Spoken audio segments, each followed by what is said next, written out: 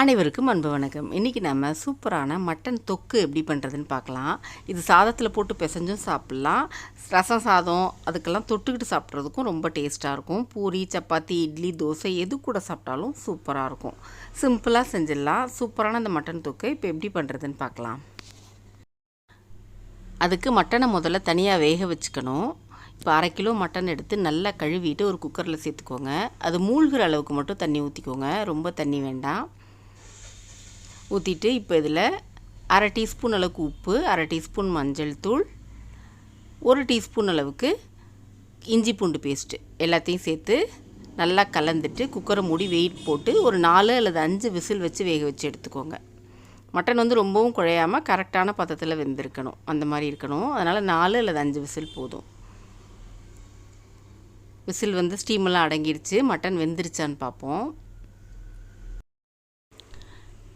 கரெக்டான பதத்தில் வெந்திருக்கு. ஒருவேளை வேகலைன்னா இன்னொரு விசில் வச்சுக்கோங்க. இது இப்படியே வச்சிடலாம். இப்போ நம்ம தொக்கு தாளிச்சிக்க போகிறோம். ஒரு கடாயில் 1 டேபிள் ஸ்பூன் அளவுக்கு எண்ணெய் விட்டுக்கணும். எண்ணெய் நல்லா சூடானதுக்கப்புறம் 2 துண்டு பட்டை, 1 பிரியாணி இலை, ஒரு சின்ன துண்டு கல்பாசி, 1/2 டீஸ்பூன் அளவுக்கு சோம்பு இதெல்லாம் நல்லா பொரிஞ்சதும் ஒரு 4 வரமிளகாயை கிள்ளிட்டு சேர்த்துக்கோங்க. ஒரு 20 சின்ன வெங்காயத்தை 1-2 நறுக்கிட்டு சேர்த்துக்கோங்க. கூடவே கொஞ்சம் கருவேப்பிலை சேர்த்து நல்லா வதக்கிக்கலாம். வெங்காயம் கொஞ்சம் கலர் மாறுற அளவுக்கு நல்லா வதக்கிக்கணும். இந்த அளவுக்கு வதங்கினதுக்கப்புறம் 1 டேபிள் ஸ்பூன் அளவுக்கு இஞ்சி பூண்டு பேஸ்ட்டு போட்டு அதையும் அதோட பச்சை வாசனை போகிறது வரைக்கும் நல்லா வதக்கிக்கலாம்.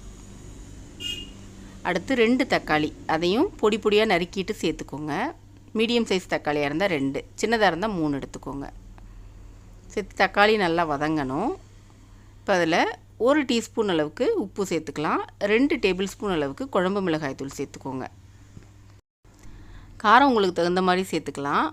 காரம் கம்மியாக வேணும்னா 1 டேபிள் ஸ்பூன் அளவுக்கு சேர்த்துக்கோங்க. கூடவே ஒரு 1/2 டீஸ்பூன் அளவுக்கு சோம்பு தூளும் சேர்த்துக்கோங்க. சேர்த்து நல்லா கலந்து விட்டுறலாம். மிளகாப்பொடியெலாம் நல்லா எண்ணெயிலேயே வதங்கினதுக்கப்புறம் நம்ம வேக வச்சு வச்சுருந்தோம்ல மட்டன், அதை வந்து அந்த தண்ணியோடையே ஊற்றிடலாம். தண்ணி நிறைய இருந்ததுன்னா குழம்பு மாதிரி ஆகிடும். அதனால தான் தண்ணி கொஞ்சமாக வச்சு மட்டனை வேக வச்சுக்கணும். எல்லாத்தையும் நல்லா கலந்துட்டு இது நல்லா கொதிக்கட்டும். மூடியெல்லாம் போட வேணாம், நல்லா கொதிக்க விட்டுருங்க. ஒரு 10-15 நிமிஷம் நல்லா கொதித்து வத்தட்டும். நல்லா கொதிக்குது, எல்லாம் சேர்ந்து வேகணும். நல்லா வத்துற வரைக்கும் அடுப்பு வந்து ஹை ஃப்ளேம்லேயே இருக்கட்டும். இந்த அளவுக்கு நல்லா வற்றி வந்ததுக்கப்புறம் அடுப்பு லோ ஃப்ளேமில் வச்சு ஒரு 5 நிமிஷம் கிளறி விடுங்க.